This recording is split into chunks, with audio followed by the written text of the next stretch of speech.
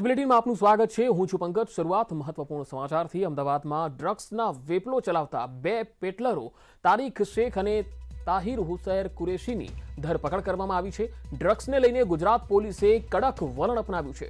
બાતમીના આધારે જોધપુરથી આવી રહેલી સરકારી બસ પર અમદાવાદ ક્રાઇમ બ્રાન્ચે છાપો માર્યો। આ રેડમાં પોલીસે 25 લાખના એમડી ડ્રગ્સના જથ્થાને ઝડપી પાડ્યો। મહત્વની બાબત એ છે કે ડ્રગ્સ પેડલરોની મોડસ ઓપરેન્ડી પણ બદલાઈ ગઈ છે। ખાનગી વાહનો પર અવારનવાર થતા ચેકિંગના કારણે હવે નશાનો કારોબાર ચલાવતા ડ્રગ પેડલરો સરકારી બસનો પણ ઉપયોગ કરી રહ્યા છે।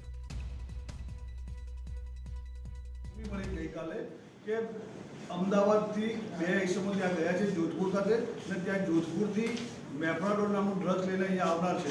ગઈકાલથી જ અમે વોચમાં હતા। અમારા અંગત બાતમીદારના સોર્સથી અમને માહિતી મળી કે ગઈકાલે રાતથી અમારા માણસ ત્યાં હાજર હતા અને સવારે વહેલા આજે અમે આ એક તાહિર હુસૈન કુરેશી જે બારેજાનો છે એની પાસેથી 250 ગ્રામ મોફરેન ડ્રગ્સ પકડી લીધું છે જેનું કિંમત કુલ 25 લાખ રૂપિયા થાય છે।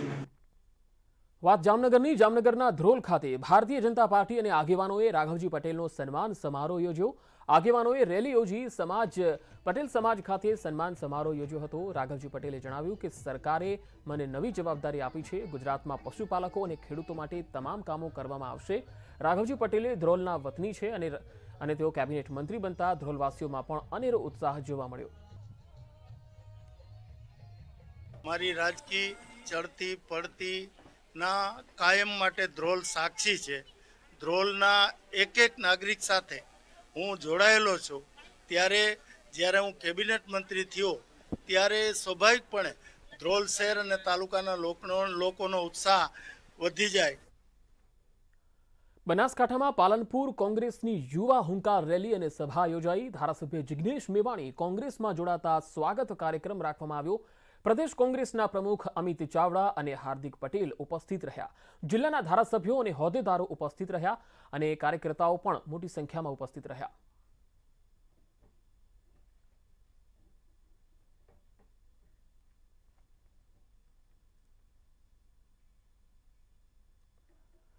ટેટ પાસ કરેલા બેરોજગારો ઉમેદવારોએ ફરી આક્રોશના સૂર ઉચ્ચાર્યા છે। ત્યારે કોંગ્રેસે પણ આ મામલે સરકાર પર આરોપ लगाव्या। ઉમેદવાર દ્વારા શિક્ષણ વિભાગ પાસે રાઇટ ટુ ઇન્ફોર્મેશન અંતર્ગત રાજ્યની પ્રાથમિક શાળાની અંદર કેટલા વિદ્યા સહાયકોની જગ્યા ખાલી છે એ બાબતે માહિતી માંગવામાં આવી હતી અને રાજ્ય સરકારે આજે રાજ્યના શિક્ષણ વિભાગે આજે સ્વીકાર્યું છે કે રાજ્યની પ્રાથમિક શાળાની અંદર 15,000 કરતાં પણ વધારે શિક્ષકોની ઘટ છે। તો આટલા મોટા પ્રમાણની અંદર શિક્ષકોની ઘટ હોય ત્યારે રાજ્ય સરકાર શા માટે વિદ્યા સહાયક ભરતી નથી કરતી? બેરોજગાર યુવાનોએ મેળવેલી માહિતીમાં જે માહિતી સામે આવી એ ચોંકાવનારી છે। 15,000 કરતા વધુ શિક્ષકોની જગ્યાનું ખુદ સરકારે માહિતી અધિકાર કાનૂનમાં સ્વીકાર કર્યો છે। એક તરફ શિક્ષક બનવા માટે લાયકાત ધરાવતા 50,000 યુવાન યુવતીઓ રાહ જોવે અને બીજી બાજુ શિક્ષક વિનાની શાળાના કારણે શિક્ષણના સ્તર ઉપર મોટી અસર પડી રહી છે। દ્વારકા જિલ્લાના ખંભાળિયા ખાતે નલ સે જલ યોજના કાર્યક્રમ યોજાયો। હર્ષદપુર, ધરમપુર, રામનગર, શક્તિનગર ગામોની પીવાના પાણીની સમસ્યા હલ થાય તે માટે 18.2 કરોડના ખર્ચે નલ સે જલ યોજનાનું ખાતમુહૂર્ત કરાયું। 18.02 કરોડના ખર્ચે તૈયાર થઈ રહેલા નલ સે જલ યોજના કાર્યક્રમના ખાતમુહૂર્તમાં રાજ્યકક્ષાના મંત્રી બ્રિજેશ મેરજા, સાંસદ પૂનમ માડમ પણ ઉપસ્થિત રહ્યા। લોકાર્પણ ઝડપથી થાય અને લોકોને લાભ મળી રહે તેવો વિશ્વાસ વ્યક્ત કરાયો। આ કાર્યક્રમનું લોકાર્પણ 6 મહિના પછી થાય એવી પણ અહીંના આયોજકો પાસેથી વચન મેળવી લીધું છે। એટલે આ ખાતમુહૂર્ત 6 મહિના પછી લોકાર્પણ અને કામ પણ ટકાઉ અને મજબૂત બને એવી રાજ્ય સરકારની નેમની પણ અમે એજન્સીને તાકીદ કરી છે। ગુજરાતમાં રોપવે ચલાવતી સૌથી મોટી ઉષા બ્રેકો કંપની 100 કરોડ લોકોના રસીકરણની કામગીરીની ઉજવણી કરી રહ્યું છે। ઉજવણીના ભાગરૂપે અંબાજી, પાવાગઢ અને ગિરનારમાં આવતા પ્રથમ 100 લોકોને ફ્રીમાં મુસાફરી કરવા દેવામાં આવી હતી। રસીના બંને ડોઝ લીધેલા હોવા ફરજિયાત છે।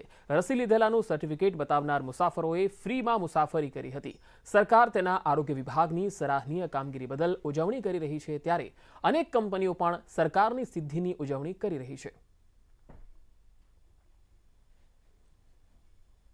દ્વારા આજે નિઃશુલ્ક અમને રોપવેની અંદર ટિકિટ વિના મૂલ્યે અમને ગબ્બર દર્શન કરવા માટે રોપવેમાં જવા માટેનું આજે આહવાન કરાયું રોપવેના અને ટ્રસ્ટીગણ દ્વારા. વખતે દર્શન કરવા આવેલા મેં તો નીચે જોયેલું કે ભાઈ ફ્રી નિઃશુલ્ક ટિકિટ કે ગબ્બર ઉપર રોપવે જવા માટે ફ્રી નિઃશુલ્ક. અમે પૂછ્યું કેમ ભાઈ, તો અમે સેલિબ્રેશન કર્યું કે ભારત સરકારમાં 100 કરોડ વેક્સિનેશન પૂર્ણ થયું, એ બદલ અમે સેલિબ્રેશન કરી છે. અમદાવાદ વેક્સિનના 100 કરોડ ડોઝની સિદ્ધિને લઈને ઉજવણી કરી રહ્યું છે. 100 સાયકલિસ્ટ દ્વારા 100 કિલોમીટરની સાયકલ રેલી નીકળી, જે સિંધુ ભવન રોડથી શરૂ થઈ અમદાવાદ અને ગાંધીનગરના વિવિધ વિસ્તારોમાં ફરશે. સિમ્બાલિયન સાયકલિસ્ટ સંસ્થા દ્વારા સ્વાભિમાન યાત્રા યોજાઈ. અમે લોકો એક સ્પેશિયલ અભિયાન કરી રહ્યા છે, જેમાં અમે 100 સાયકલિસ્ટ 100 કિલોમીટર રાઇડ કરીને જે આપણે 100 કરોડ રસીકરણ થયું એને પ્રમોટ કરી રહ્યા છે. અને અમારો મેઇન કન્સર્ન એ જ છે કે જેટલા પણ મેક્સિમમ લોકો હોય એ વેક્સિન લો, ફિટ રહો, સાયકલિંગ કરો, કીપ પેડલિંગ, કીપ ઇન્સ્પાયરિંગ. અદ્ભુત રાઇડ છે, અનન્ય રાઇડ છે, એ સ્વાભિમાન રાઇડ. કારણ કે ભારતે કંઈક એવું વિશ્વને કરીને બતાવ્યું છે કે જે આખા વિશ્વમાં ડંકો વાગી જાય. 100 કરોડ વેક્સિનેશન શોટને આપણે લોકો આંબી ગયા છે. જ્યારે ભારતના બધા જ ઘડવૈયાઓ એને પણ ગર્વ થાય એવું આ વસ્તુ હોય તો અમે સિમ્બાલિયન સાયકલિંગ કોમ્યુનિટીના સાયકલિસ્ટ કેમ પાછળ રહી જઈએ એને બિરદાવવા માટે. અમદાવાદમાં પતિની હેવાનિયત ફરી સામે આવી. અમદાવાદ અને બેંગ્લોરમાં સ્પા સેન્ટરના વ્યવસાય સાથે જોડાયેલા પતિએ પત્નીને શારીરિક માનસિક ત્રાસ આપ્યા હોવાની ફરિયાદ પત્નીએ બોપલ પોલીસ સ્ટેશનમાં નોંધાવી. પોલીસ કસ્ટડીમાં ઉભેલા આરોપીનું નામ લોકેન્દ્ર ભંડારી છે. લોકેન્દ્ર વિરુદ્ધ તેના જ પત્નીએ ફરિયાદમાં આરોપ લગાવ્યા કે પતિ લોકેન્દ્રના અન્ય યુવતીઓ સાથે પ્રેમ પ્રકરણ હતું, જેની જાણકારી પત્નીને થઈ જતા તેણે પતિ સામે વિરોધ નોંધાવ્યો હતો, જેથી લોકેન્દ્રએ પત્નીને ખુરશી સાથે બાંધી ઢોર માર માર્યો. પતિની હેવાનિયત આટલા સુધી ન અટકી, તેણે પત્નીના ગુપ્ત ભાગે ઈજા પણ પહોંચાડી અને જ્યારે તેની પત્ની સૂતી હતી ત્યારે ઓશિકા વડે મોં દબાવી હત્યાનો પણ પ્રયત્ન કર્યો. જે અંગે બોપલ પોલીસે ગુનો નોંધી આરોપી પતિની ધરપકડ કરી લીધી છે. એમને બેને લવ મેરેજ થયેલા, પછી એ 2015 સુધી દુબઈ ખાતે રહેતા હતા. દુબઈથી પરત આવીને આ લોકો કુકિંગ કલ્ચરનો ધંધો કરતા હતા. એ દરમિયાન બંનેનો એમની પત્નીનો આક્ષેપ છે કે એમનો પતિ છે એ બીજા સાથે અફેરમાં છે અને એ રીતના એની પાસે એના પુરાવા મળી ગયેલ છે. તે બાબતે દરરોજ બંને વચ્ચે ઝઘડો થતો હતો અને એમાં 21 તારીખે ઝઘડાનું સ્વરૂપ વધુ લેતા એમના પત્નીએ એમની પત્નીને મોઢા ઉપર ઓશીકો રાખી મારી નાખવાની કોશિશ કરેલી. મોરબીમાં દિવાળીના તહેવારને લઈને મંદીનો માહોલ જોવા મળી રહ્યો છે. કોરોના કાળ બાદ પહેલી વખત દિવાળી આવી છે, ત્યારે વેપારીઓને આશા હતી કે લોકોની ઘરાકી સારી થશે, પરંતુ બજારની સ્થિતિ કંઈક અલગ જ હતી. ફટાકડા, રંગોળી, કપડાં સહિત અનેક વેપારીઓ સાથે ન્યૂઝ 18 વાતચીત કરી ત્યારે વેપારીઓએ જણાવ્યું કે આ વર્ષે બજારમાં ભારે મંદીનો માહોલ જોવા મળ્યો અને ઘરાકી સહેજ પણ નથી. અત્યારે દિવાળીને 10-11 દિવસની વાર છે. અમારે ભીડ અહીંયા સમાતી ન હોય, દુકાનમાં લાઇનમાં વારો દુકાનનો પબ્લિકનો આવતો હોય, ગ્રાહકોની ભીડ એવી હોય, પણ અમે ખરીદી કરીને બેઠા છીએ અને એ સિવાયનું કોઈ માણસોનો કંઈ ટ્રાફિક નથી, કોઈ ખરીદી દેખાતી નથી. તો આ વર્ષે એવી આશા હતી કે ધંધો દેખાશે, કાંઈક પૈસા નવા આવશે, પણ કાંઈ એવું કંઈ એમાં એ લોકો કંઈ બતાવતું નથી. રંગોળીના કલરના ભાવ તો યથાવત જ છે. રંગોળીના કલરમાં કોઈ ભાવ વધારો થયેલ નથી. એટલે સિઝનમાં એવું લાગે છે કે કદાચ ચીકીની સિઝનમાં ભાવ વધશે, કારણ કે ઉપરથી તલની, દાણાની, ગોળની બધાની બજાર તેજ છે. ગયા વર્ષે આપણે ચીકીમાં 200 રૂપિયા ભાવ રાખેલો હતો. આ વર્ષે એવું લાગે છે કે થોડીક મોંઘવારી છે, એટલે એના હિસાબે થોડોક ભાવમાં વધારો થશે. દર વખત કરતાં આ વખતે 25% થી 30% વધારો થયેલ છે ફટાકડામાં, અને આ વખતે ફટાકડાની શોર્ટેજ પણ છે વરસાદના હિસાબે, અને આ વખતે સાવ મંદીનો માહોલ દેખાય છે અત્યાર સુધીમાં તો. અને દર વખત કરતાં આ વખતે ફટાકડા ઓછા વેચાણા છે અત્યાર સુધીમાં. અત્યારે 650 ભાવ છે. અમે જોવા આવ્યા ત્યારે 550 ભાવ હતો. હવે આવી મોંઘવારીમાં કપડાં કેમ લેવા છોકરા માટે? મોરબીમાં જે કોરોનાની સ્થિતિ એક ભયંકર સ્વરૂપ લઈ ચૂકી હતી, આવા સમયમાં આ તમામ તહેવારો પણ સરકાર દ્વારા બેન લગાવવામાં આવ્યું હતું. આ તહેવારોની વચ્ચે જે દ્રશ્યો હું તમને બતાવવા જઈશ, મોરબીનો જે પોસ્ટ વિસ્તાર છે, નહેરુ ગેટ વિસ્તાર, ત્યાંનો વિસ્તાર છે. જોવા જઈએ તો કોઈ પણ તહેવારમાં અહીંયા લોકોની ભીડ ઉમટી હોય છે. વેપારીઓ પણ ફ્રીઓ નથી હોતા. એટલી બધી સામાન્ય અને મધ્યમ વર્ગના લોકો અહીંયા ખરીદી કરવા આવતા હોય છે. પરંતુ આ વર્ષે કહી શકાય કે જે કોરોના મહામારીને લઈને ધંધા રોજગાર પર અસર થઈ છે તેને લઈને ક્યાંક ને ક્યાંક મોરબીવાસીઓ પર પણ તહેવારો પર લિમિટ રાખવામાં આવી છે, જેમાં રંગોળી સિવાયના તમામ જે કહી શકાય કે ફટાકડા હોય તો ભલે કે મીઠાઈ હોય તો ભલે ચીકી હોય તો ભલે તમામ વેપારીઓ છે તે હાલ મંદીના માહોલમાં સપડાય તેવી શક્યતાઓ સેવાઈ રહી છે. અતુલ જોશી, ન્યૂઝ 18 ગુજરાતી, મોરબી. પ્રકાશના પર્વ દિવાળીમાં હવે ગણતરીના જ દિવસો બાકી રહ્યા છે, ત્યારે અમદાવાદમાં ફટાકડાને લઈને તૈયારીઓ પૂરજોશમાં શરૂ થઈ ગઈ છે.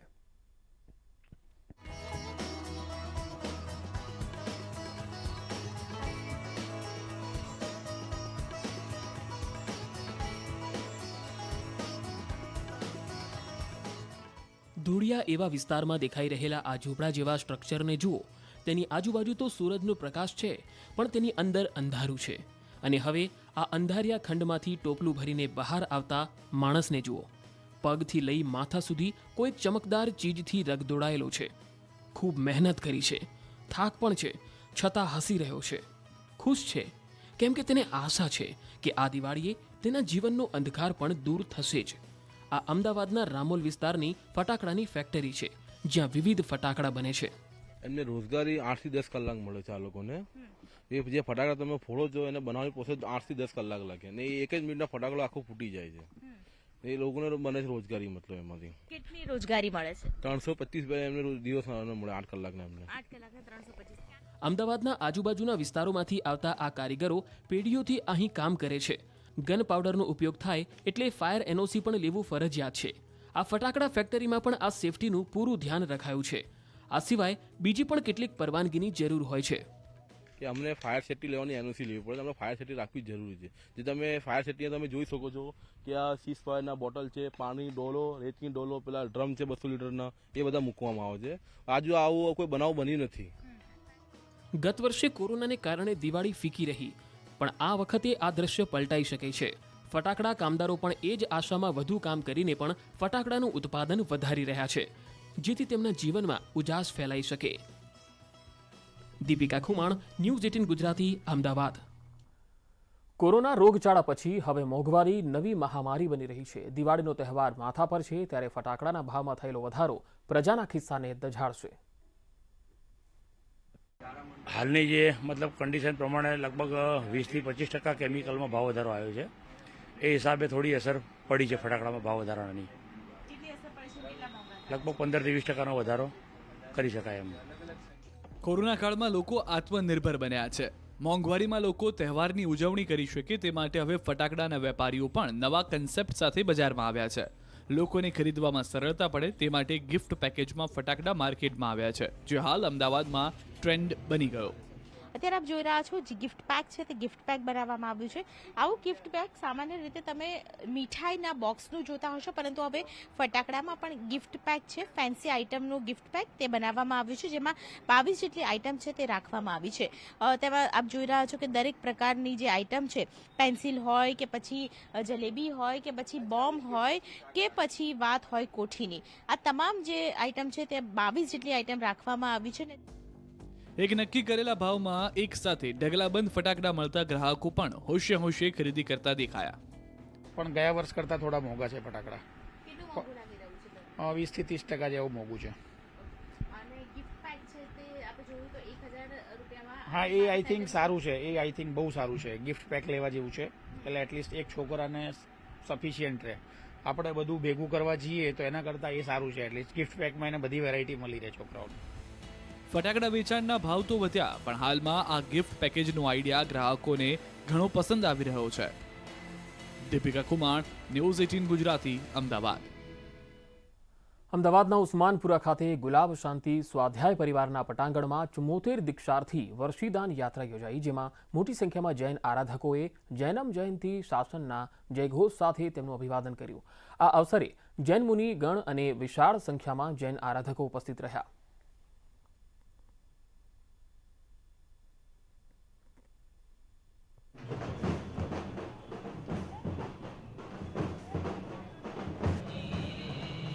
74 દીક્ષાર્થી વર્ષીદાન યાત્રા યોજાઈ હતી, જેમાં જૈન આરાધકો મોટી સંખ્યામાં ઉપસ્થિત રહ્યા.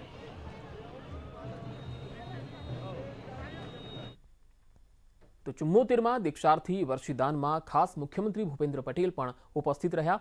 જૈન આરાધકોએ જૈનમ જયંતિ શાસનના જયઘોષ સાથે તેમનું અભિવાદન કર્યું હતું. આ પ્રસંગે મુખ્યમંત્રીએ આચાર્ય ભગવંત યોગ તિલક સુરેશ્વરજીના આશીર્વાદ પણ પ્રાપ્ત કર્યા હતા.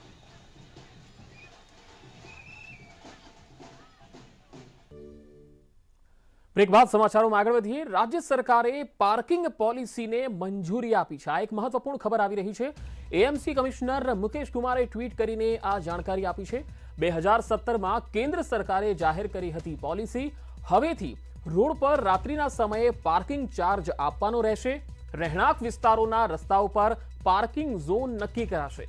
વાણિજ્ય સંસ્થાઓમાં પાર્કિંગ માટે 40% કર્મચારીઓ માટે અને 60% સામાન્ય જનતા માટે રહેશે. ટેક્સી અને ઓટો ચાલકોને રોડ પર પાર્કિંગ કરવાની અનુમતિ નહીં મળે. રેસિડેન્શિયલ કોમર્શિયલ વિસ્તારોમાં લોકોએ માસિકથી વાર્ષિક પાર્કિંગ પરમિટ ખરીદવાની રહેશે. આ પાર્કિંગ ચાર્જ ડિમાન્ડ મુજબ નક્કી થશે. ઝોન પ્રમાણે અલગ અલગ દર રાખવાની પણ દરખાસ્ત છે. ટેક્સી રિક્ષાને નિયત કરેલા સ્થળ પર જ પાર્કિંગ કરવાનું રહેશે. તો આ એક મહત્વપૂર્ણ ખબર આવી રહી છે. પાર્કિંગ પોલિસીને લઈને રાજ્ય સરકારે પાર્કિંગ પોલિસીને મંજૂરી આપી દીધી છે. એએમસી કમિશનર મુકેશ કુમારે ટ્વીટ કરીને આ જાણકારી આપી.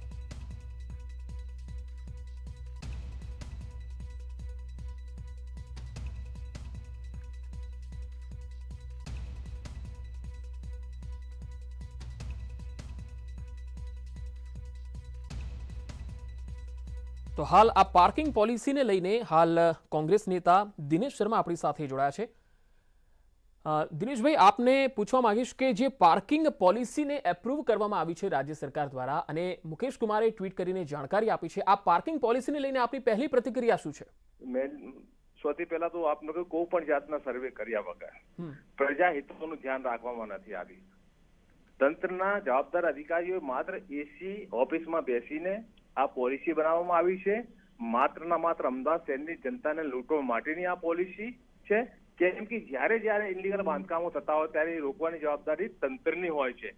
આજે અમદાવાદ શહેરમાં જે રીતે 5 લાખ કરતા પણ વધુ ગેરકાયદેસર બાંધકામ થઈ ગયા, એમાં સૌથી નવાઈની વાત તો છે કે જે બાંધકામો પ્લાન પાસ હતા તેમની પાર્કિંગની જગ્યામાં પણ બાંધકામ થઈ જાય છે તો પણ તંત્ર ઊંઘતો રહે છે અને તેનું ભોગ અમદાવાદ શહેરની જનતા બને છે. 2012નું જે ગુજરાત સરકારનું વિધાનસભાનું ઇલેક્શન હતું તેમાં લોકોના મત લેવા માટે ભારતીય જનતા પાર્ટીની સરકારે ઇમ્પેક્ટ ફીનો કાયદો લાવવામાં આવ્યો. આ ઇમ્પેક્ટમાં 5 લાખ જેટલા બાંધકામો હતા જેને રેગ્યુલાઇઝ કરવાની વાત હતી. એમાં પાર્કિંગની જગ્યામાં પણ જે બાંધકામ હતા તેમાં પણ ઇમ્પેક્ટ ફી લેવામાં આવી અને 300 કરોડ જેટલી પાર્કિંગ ફી અમદાવાદ મ્યુનિસિપલ કોર્પોરેશને વસૂલ કરી અને લોકોને એક વિશ્વાસ આપ્યો કે અમે સમગ્ર અમદાવાદ શહેરમાં બોર્ડે પાર્કિંગ વ્યવસ્થા ઉભી કરીશું જેથી લોકોને પાર્કિંગની કોઈ તકલીફ ના પડે. પણ આજે અમદાવાદ મ્યુનિસિપલ કોર્પોરેશને નવરંગપુરા હોય કે કાંકરિયા હોય મલ્ટી લેવલ પાર્કિંગ કરોડના ખર્ચે ઉભા કર્યા, પણ આ મલ્ટી લેવલ પાર્કિંગનો કોઈ પણ ઉપયોગ અમદાવાદ શહેરની જનતા કરી શકતી નથી. આજે સમગ્ર અમદાવાદ શહેરમાં જે પાર્કિંગ માટે લોકો ત્રાઈમામ પોકારી ગયા છે અને હાઈકોર્ટમાં જયારે સહારો લે છે ત્યારે હાઈકોર્ટ પાર્કિંગની વ્યવસ્થા હોય કે ફાયર સેફ્ટીની વ્યવસ્થા હોય તેના માટે લપડાક મારે છે. ત્યારે આ ભારતીય જનતા પાર્ટીના લોકો આ પાર્કિંગ પોલિસી બનાવીને ક્યાંક ના ક્યાંક હાઈકોર્ટને ગુમરાહ કરે છે. આજે એક બાજુ કોઈ સોસાયટી હોય એની પાર્કિંગની જગ્યામાં ઇલીગલ બાંધકામ થયું હોય, કોર્પોરેશને એમાં ઇમ્પેક્ટ ફી વસૂલ કરી હોય, ત્યારે આ સોસાયટીના પરિવારના સગા સંબંધીઓ જો સોસાયટીમાં મળવા આવે તો એ લોકો રોડ ઉપર વાહન પાર્ક કરવા મજબૂર થશે. ત્યારે એમની પાસેથી ઓન સ્ટ્રીટ પાર્કિંગની વ્યવસ્થા આ પોલિસીમાં દર્શાવવામાં આવી છે. અને સૌથી મહત્વની વાત તો એ છે કે આ પાર્કિંગ પોલિસીનો ડ્રાફ્ટ જ્યારે પ્રસિદ્ધ કરવામાં આવ્યો. જી દિનેશભાઈ આપ અમારી સાથે જોડાયેલા રહેશો. હાલ એએમસી સ્ટેન્ડિંગ કમિટીના ચેરમેન હિતેશભાઈ બારોટ પણ અમારી સાથે જોડાઈ ગયા છે. હિતેશભાઈ, આપણે પૂછવા માંગીશું કે આ પાર્કિંગ પોલિસીની જરૂરિયાત કેમ ઊભી થઈ અને આ પોલિસીનો અમલ કેવી રીતે થવાનો છે? પાર્કિંગ પોલિસી અમદાવાદની વસ્તીના દિનચર્યાધીન વધતી જતા વ્હીકલો, આપણા ત્યાં જરૂરિયાત કરતા સૌથી વધુ વ્હીકલ ટ્રાન્સપોર્ટેશન હોવા છતાં પણ થઈ રહ્યું અને એ પાર્કિંગ એક મકાનમાં એક ગાડીનું પાર્કિંગ હોય એની જગ્યાએ 3 ગાડી થઈ તો પાર્કિંગ પોલિસી બનાવી જોઈએ. ગુજરાત સરકારનું અને સૂચન હતું. ગુજરાત સરકારના સૂચનથી દરેક જગ્યાએ ઝોન વાઇઝ પાર્કિંગ આપણે કરી રહ્યા છીએ. આ ભાઈ જે હમણાં વાત કરતા હતા ઇમ્પેક્ટ ફીની ને એને ને પાર્કિંગ ને કોઈ લેવા દેવા નથી. હિતેશભાઈ, દિનેશ શર્મા બોલું છું. હું આપને વાત કરું છું કે તમે સૌથી પહેલા તો પાર્કિંગની ડ્રાફ્ટ પ્રસિદ્ધ કરી, એમાં અંગ્રેજીમાં કેમ પ્રસિદ્ધ કરી? આજે આપણા 152 કાઉન્સિલરમાં અંગ્રેજી કેટલા કાઉન્સિલરોને આવડે છે? ગુજરાત સરકારના સભ્યોમાંથી કેટલા ધારાસભ્યોને ઇંગ્લિશ આવડે છે? તો અમદાવાદની સામાન્ય જનતા ઇંગ્લિશમાં પોતાનું વાંધો કઈ રીતે રજૂ કરી શકે? ગુજરાતીમાં કેમ પ્રસિદ્ધ ના કરવામાં આવે? અંગ્રેજીમાં પ્રસિદ્ધ કરવો તો ગુજરાતીમાં પણ પ્રસિદ્ધ કરવું જોઈએ. જો ખરેખર તમે પ્રજાના હિતમાં પહોંચવા માંગતા હો તો. દિનેશભાઈ, મને પહેલા તો ખબર નતો, આપ સામે છો. મોટાભાઈ એવું કઈ છે નહીં. પાર્કિંગ પોલિસીની અંદર આપે પણ આ વસ્તુનો અનુભવ કરેલો જ છે. હું તમામ અનુભવ કર્યું છે. ઇમ્પેક્ટ ફી 300 કરોડ રૂપિયા અમદાવાદ મ્યુનિસિપલ કોર્પોરેશને વસૂલ કરી છે, પણ આજે અમદાવાદ શહેરમાં કોઈ પણ ઝોનમાં કોઈ પણ બોર્ડમાં પાર્કિંગની વ્યવસ્થા લોકોને મળે તે પ્રકારની કોઈ પણ વ્યવસ્થા ઉભી કરવામાં નથી આવી. એક સોસાયટીમાં જો પોતાના પરિવારના સભ્યો સિવાય કોઈ વાહન લઈને આવશે તો ઓન રોડ એની પાસે પાર્કિંગ વસૂલ કરવામાં આવશે, ત્યારે એ પરિવારનો શું વાંક છે? એની સોસાયટીમાં ગેરકાયદેસર બાંધકામ બિલ્ડરે કર્યું હોય અને એની પાસે રિસ્પેક્ટ ફી તમે વસૂલ કરી હોય. હિતેશભાઈ, આપનો જવાબ શું છે? મારો જવાબ દિનેશભાઈના એટલો જ છે કે પાર્કિંગની જરૂરિયાત કરતા પબ્લિકની ડિમાન્ડ વધી અને પાર્કિંગ ઊભું થયું. જે મકાનમાં હું પહેલા રહેતો હતો એ ફ્લેટમાં હું એક સ્કૂટર લાવ્યો હતો. આજે મારી જોડે 5 ગાડી હોય તો શું થાય? એની પાર્કિંગ જરૂરિયાત ઊભી થઈ. આજુબાજુમાં આપણે દરેક ઝોનમાં પાર્કિંગની વ્યવસ્થા ઊભી કરવા જઈ રહ્યા છીએ. અત્યારે અમદાવાદના ખુલ્લા પાર્કિંગ પ્લોટો કોર્પોરેશને છેલ્લા 3 વર્ષથી કરેલા છે. નવા ઝોન પ્રમાણે અત્યારે આપણે મલ્ટી લેવલ પાર્કિંગ બનાવી રહ્યા છીએ અને મલ્ટી લેવલ પાર્કિંગો પણ આપણે ઉપયોગમાં આવે એ રીતે બનાવી રહ્યા છે, જેની આવનાર દિવસોમાં જરૂરિયાત ઊભી થઈ રહી છે. એ જરૂર માટે આ પાર્કિંગ પોલિસી છે. હિતેશભાઈ, મારે સરળ શબ્દોમાં જરા સમજવું છે કે વાહન ખરીદી માટે પાર્કિંગનો પુરાવો જરૂરી નથી, એ વાત સારી છે, પણ શું ઘરની બહાર વાહન પાર્ક કરવા પર ચાર્જ વસૂલાશે ખરો? એ પોલિસીમાં નિર્ણય ઉપર છે.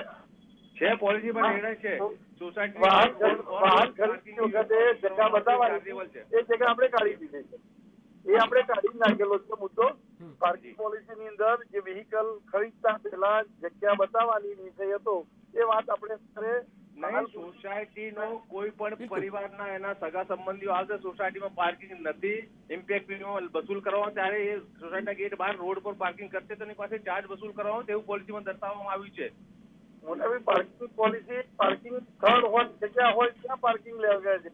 નહીં, પણ જે સોસાયટીમાં પાર્કિંગની જગ્યામાં ઇલીગલ બાંધકામ થયા હોય, અમદાવાદ મ્યુનિસિપલ કોર્પોરેશન એમાં ઇમ્પેક્ટ ફી વસૂલ કરી હોય, ત્યારે એ પાર્કિંગ આપવાની જવાબદારી કોર્પોરેશનની છે. એના પરિવારના સગા સંબંધોને લૂંટવાની એ આપણે જો પ્રયાસ કરીએ તો એવું લાગે છે કે આ પોલિસી માત્ર અમદાવાદ શહેરના લોકોના હિત માટે નથી, એમને લૂંટવાના એ બીજા પ્રશ્નો છે એવું દેખાઈ રહ્યો છે.